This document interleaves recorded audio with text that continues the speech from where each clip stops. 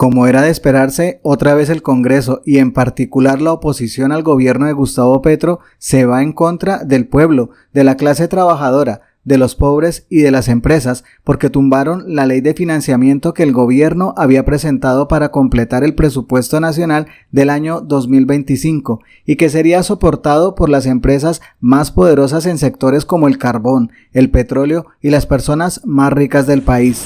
Comisión tercera de Cámara certifique este resultado, porque ante el desorden no quisiera yo que una votación que en franca lid ganamos tenga algún tipo de vicio por el desorden que generaron algunos aliados del gobierno al final. Así que, Presidenta, gracias por el tiempo y gracias a todos los senadores y representantes que acompañaron la ponencia. Gracias.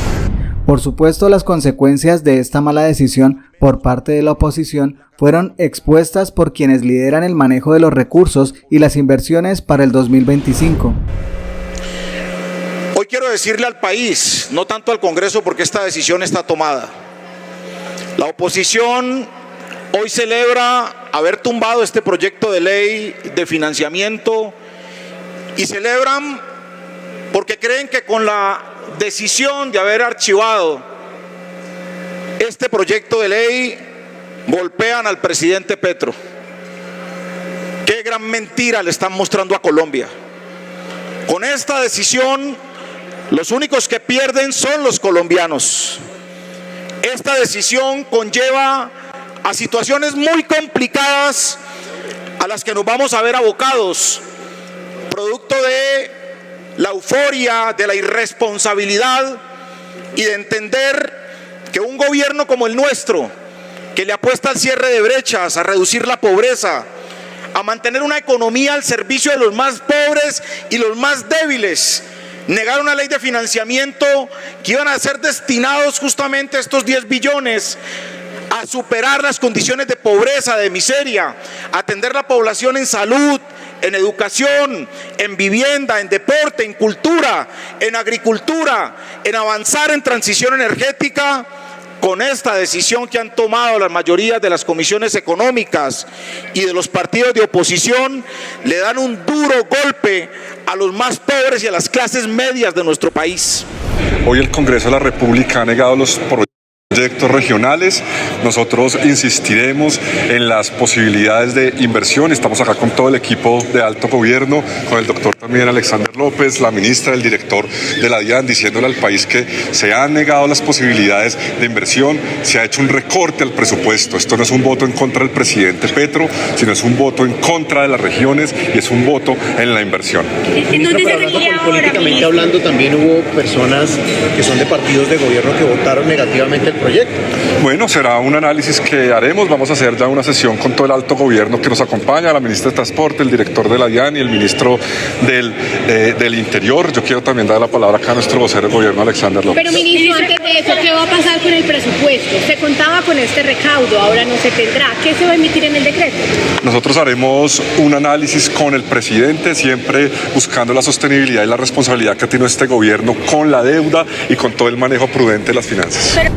Pero la reacción más grande, clara y contundente fue la del mismo presidente Petro, que a través de su cuenta de X advirtió claramente que se avecina mano dura y que el pueblo no pagará los platos rotos. Mejor dicho, al buen entendedor, pocas palabras. Después de ser calificados como la sexta economía mejor dirigida de la OCDE, la mayoría de la clase política tradicional de Colombia en las comisiones económicas decidieron darle un golpe profundo a la economía nacional y al pueblo. Casi los mismos que aprobaron ponerle el impuesto a la sopa de Carrasquilla, decidieron no bajarle los impuestos a todas las empresas de Colombia y a la clase media, para proteger los grandes pulpos, unas multinacionales de combustibles fósiles y a los empresarios oscuros de los juegos de suerte y azar en línea.